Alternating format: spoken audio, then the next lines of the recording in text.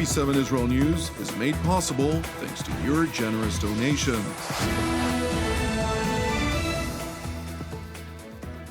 Shalom and good evening. I am Mayan Hessen, and this is TV7 Israel News, broadcast to you from Jerusalem. U.S. President Donald Trump threatens Hamas with its elimination, pledging to grant Israel with all tools necessary to finish the job. The 5 European members of the UN Security Council urge Israel to once again flood the Gaza Strip with humanitarian aid. Israel and the United States conduct a joint aerial drill over the Mediterranean Sea, including B52 Strategic Bombers, in a clear signal to the Islamic Republic of Iran. Time is running out for Hamas to release the 59 remaining hostages from captivity, or else the IDF will receive an order to launch a full-scale, high-intensity offensive against the Palestinian terror group in the Gaza Strip. Last night, U.S. President Donald Trump met with a group of 8 Israeli survivors of Hamas captivity at the White House, during the course of which the released hostages thanked President Trump for his unceasing efforts and urged him to persevere in hopes that all of the remaining hostages will be returned to Israel. Were you all taken on October 6th? Yes. So this was hell, huh? It was the worst thing that anybody can go through. One of the days they handcuffed one of the boys that was with us, and when he came, and he brought a cutter and he cut his hand and smiled. They used to eat in front of us while they starved us. It's a miracle. That you're living. Yes. I was kidnapped on 7 October. My wife and my 2 daughters been murdered on the same day. I was held in captivity 491 days. I've been suffered there from starvation, violence, and humiliations daily. One time, they broke in my ribs, and it was so hurt that I couldn't breathe for 1 month. Thanks to President Trump, I'm a free man. I can hug my mother again. I can hug my brothers and sisters. Following their meeting at the White House, U.S. President Donald Trump released a statement on his Truth Social account in which he leveled a clear threat to the Islamist Hamas, which read, "Shalom Hamas means hello and goodbye. You can choose. Release all of the hostages now, not later, and immediately return all of the dead bodies of the people you murdered, or it is over for you." President Trump went on to underscore, "I am sending Israel everything it needs to finish the job. Not a single Hamas member will be safe if you don't do as I say." In an interview to Fox News channel Hannity, Secretary of State Marco Rubio responded to a question on the president's unequivocal threat.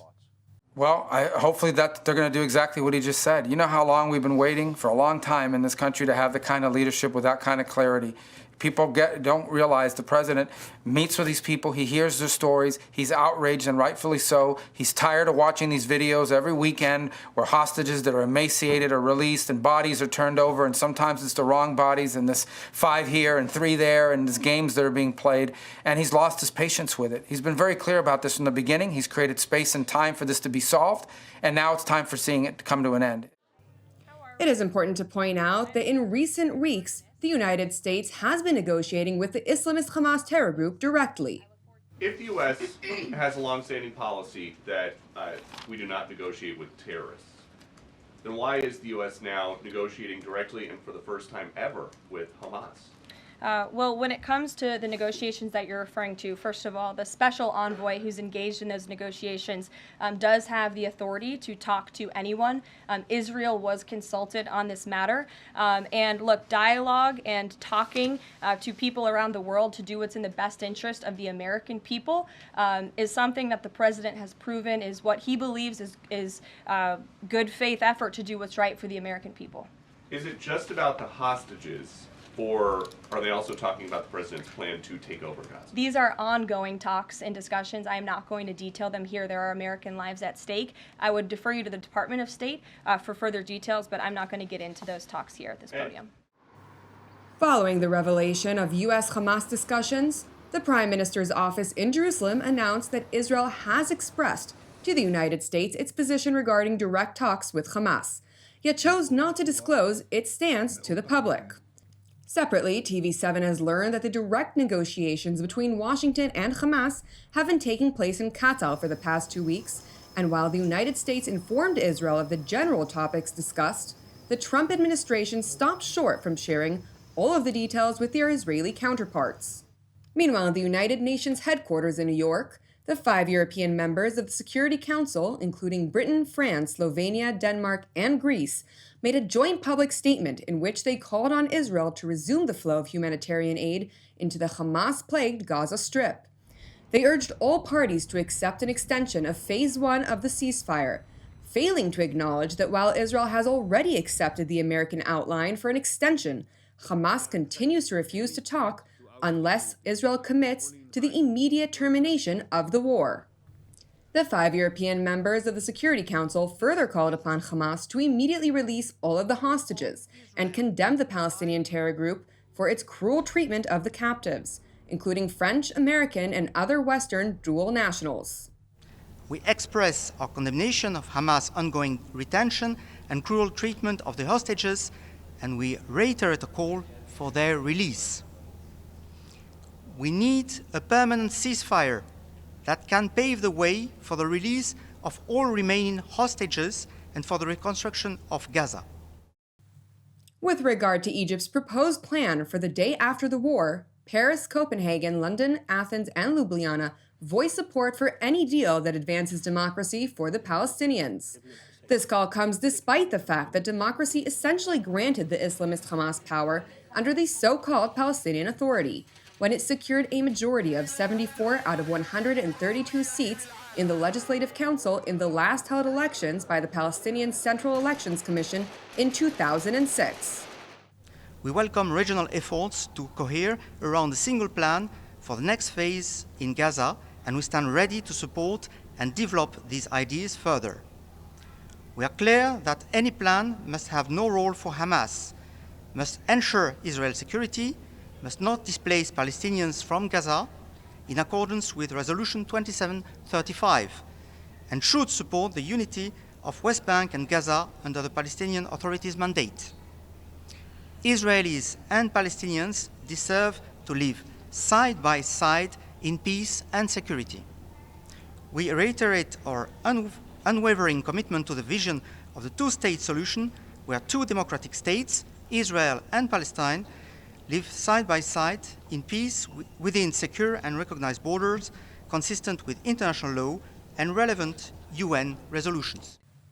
It is important to note that back in 2006, when the Palestinian Authority last held elections, the figure who ran on a ticket promoting the internationally aspired two-state solutions, namely Salam Fayyad, secured only 2.41% of the vote, granting him only 2 seats in the Palestinian Authority's Legislative Council.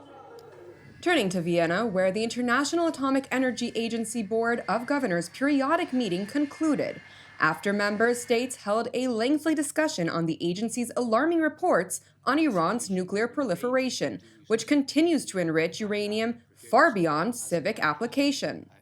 I was in Iran. I had important and constructive meetings there. Doubts continue, clarifications continue to be needed. In a joint statement by the E3, including France, Britain, and Germany, the European powers stressed grave concern. They jointly asserted that the extent of Iran's enrichment activity is unprecedented for a state without nuclear weapons and have no credible civilian justification. Therefore, the E3 called upon Iran to halt and reverse its nuclear escalation and refrain from making threats regarding nuclear weapons, along with other de-escalatory measures.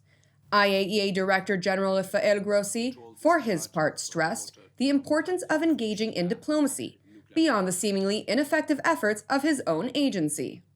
As we know, the diplomatic activity around the situation in Iran is not limited to what we do.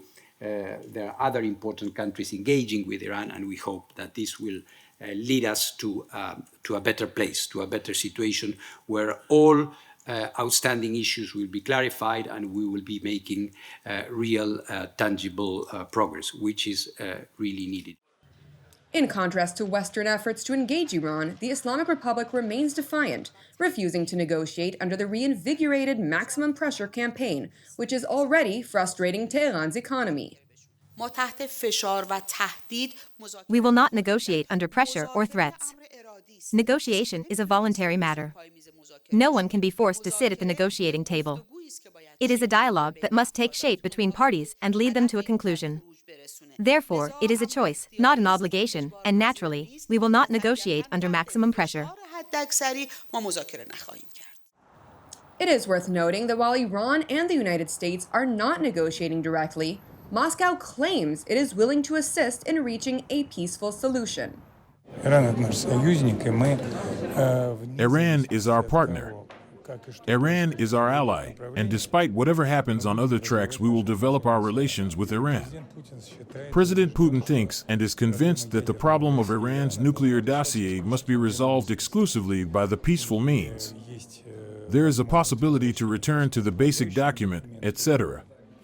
Of course, Russia, being Iran's ally, is ready to do whatever possible to facilitate the peaceful solution of the problem.